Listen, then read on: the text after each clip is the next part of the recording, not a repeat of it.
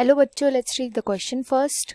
Study the figure given below and answer the questions. Answer the following questions. When will the transcription of this gene stop? ये जो यहाँ पे पूरा diagram दिया हुआ है, इस जीन का ट्रांसक्रिप्शन कब रुकेगा ये हमें यहाँ पे बताना है. तो जो यहाँ पे की कॉन्सेप्ट यूज किया जाएगा ये होगा लैक ऑपेरॉन का. लैक ऑपेरॉन बहुत ही सिंपल इजी सा क्वेश्चन है अगर आपको लैक ऑपेरॉन के बारे में पता है.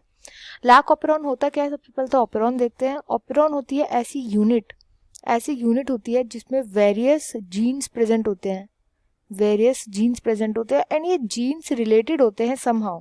रिलेटेड का मतलब होता है कि इनका जो एंड प्रोडक्ट होता है वो समहाउ रिलेटेड होते हैं एक दूसरे से, जो प्रोटीन्स या एंजाइम बनने होते हैं.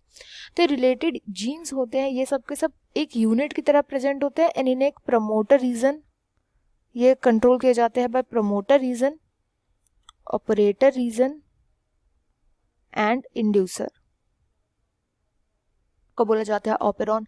अब यहाँ वाला जो ऑपेरॉन है इसको लैक ऑपेरॉन इसलिए बोला जा रहा है क्योंकि ये लैक्टोज से रिलेटेड है.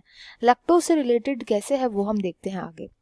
अच्छा, अब इधर हो क्या रहा है इस ऑपेरॉन के अंदर? यहाँ पर जो आई है ये सप्रेसर प्रोटीन बनाता है.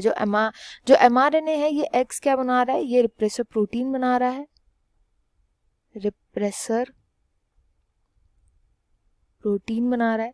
ये सप्रेसर प्रोटीन का फंक्शन क्या होता है? ये प्रोटीन जाकर के बाइंड कर जाता है ऑपरेटर रीजन के साथ. ऑपरेटर रीजन से ये बाइंड कर जाता है.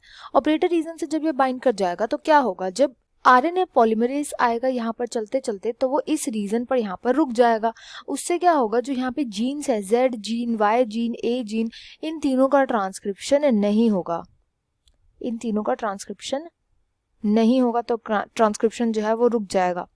बट ट्रांसक्रिप्शन तब होगा जब इस सेल के अंदर लैक्टोज प्रेजेंट होगा. लैक्टोज क्या करता है? ये इंड्यूसर की तरह फंक्शन करता है एंड ये जाकर के बाइंड कर जाता है इसी रिप्रेसर प्रोटीन के साथ. इस रिप्रेसर प्रोटीन के साथ जब ये बाइंड कर जाएगा तो इस रिप्रेसर प्रोटीन को ये ऑपरेटर रीजन से बाइंड नहीं करने देगा. तो अब क्या होगा? ऑपरेटर रीजन जो होगा उधर कुछ भी प्रेजेंट नहीं होगा. तो इजीली जो आरएनए पॉलीमरेज एंजाइम होता है वो आगे आगे चला जाएगा एंड ट्रांसक्रिप्शन हो जाएगा. ये पूरा का पूरा लैक ऑपेरॉन होता है. अब ये यहाँ पे जो तीनों के तीनों एंजाइम बनते हैं वो लैक्टोज के मेटाबॉलिज्म के लिए बनते हैं, इसलिए लैक्टोज यहाँ पे इंड्यूसर है. अब बात होती है कि ये स्टॉप कैसे होगा. हमें बताना है कि इस पूरे ट्रांसक्रिप्शन का जो प्रोसेस है ये स्टॉप कब होगा. तो स्टॉप तभी होगा जब लैक्टोज आना बंद हो जाएगा. जब लैक्टोज जो होगा वो सेल में एब्सेंट होगा.